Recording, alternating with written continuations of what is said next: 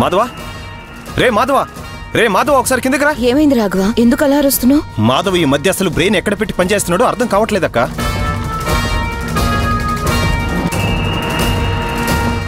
ఏమైందిరా, ఎందుకలా అంటున్నావు? మాధవ్ ఏం చేశాడో తెలుసా?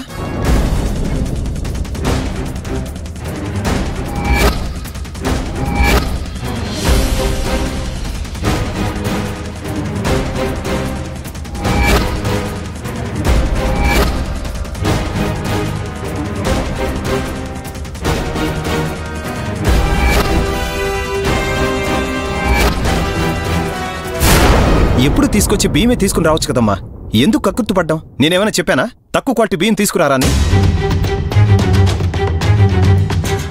అయినా మాధవే రోజు వంట చేస్తున్నాడు కదా, కనీసం వాడికి ఆ మాత్రం కూడా తెలియలేదా ఏది మంచిదో ఏది చెడ్డ బియ్యమో అని?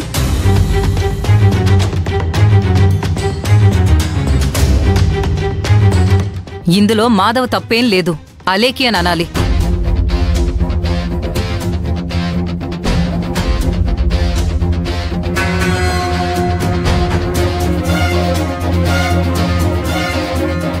ఏం మాట్లాడుతున్నావమ్మా? నేనేం చేశాను? నిజమే కదే, నీ వల్లే ఇదంతా జరిగింది. అదే నువ్వు రాఘవ ఇచ్చిన 1,00,000 రూపాయలు తీసుకునుండుంటే ఈ రోజు ఇలా జరుగుండేది కాదు కదా. నువ్వైతే జాగ్రత్తగా చాలా మంచి బియ్యం తీసుకొచ్చేదానివి. అందుకే పెద్దవాళ్ళు అంటూ ఉంటారు, ఎవరిని ఎక్కడ పెట్టాలో అక్కడే పెట్టాలి అని.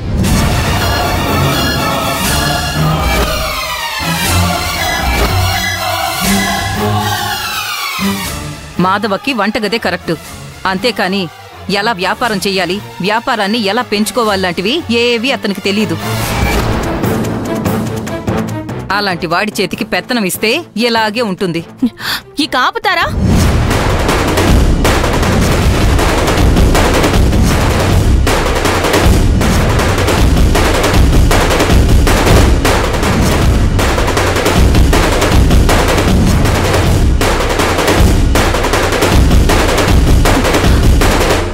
మీ నోటికి ఎంతొస్తే అంత మాట్లాడకండి.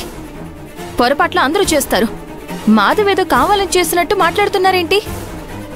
నా భర్తని ఒక్క మాట అన్నా కూడా నేనొప్పుకోను.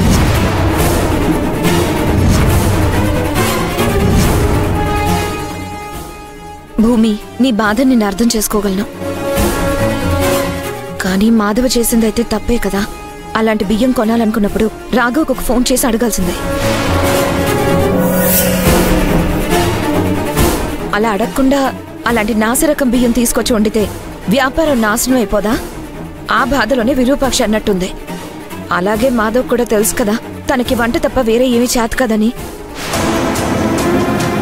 అలాంటప్పుడు ఎప్పుడు రాఘవ తెచ్చే దగ్గర కొనుక్కు రావాలి కానీ కొత్తగా ఆలోచించి వేరే దగ్గర తీసుకురావడం ఎంతవరకు కరెక్ట్ నువ్వే ఆలోచించు.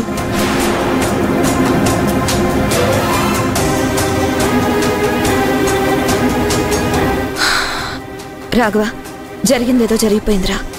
మాధవ్ చేసింది తప్పే అనుకుందాం, కానీ మాధవి తప్పు చేయడానికి కారణం నువ్వే. మాధవ ఎవరితోనూ గట్టిగా మాట్లాడలేడు, అమాయకుడు అని నీకు తెలుసు కదా. అలా తెలుసు కూడా వాడి చేతికి 1,00,000 రూపాయలు ఇచ్చి సరుకులు తెచ్చుకోమని చెప్పడం నువ్వు చేసిన తప్పు. ఇప్పుడు నువ్వు వాడినని ఏం లాభం చెప్పు? జరిగిందేదో జరిగిపోయింది, ఇక వదిలేయండి.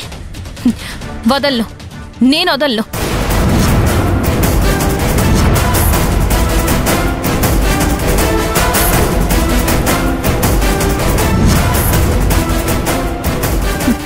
ప్రతి ఒక్కరూ మాధవ్ అమాయకుడు, మాధవ్కి ఏం చేత కాదు, మాధవ్ వంట తప్ప ఏమీ చేయలేడని అలా మాట్లాడుతున్నారేంటి?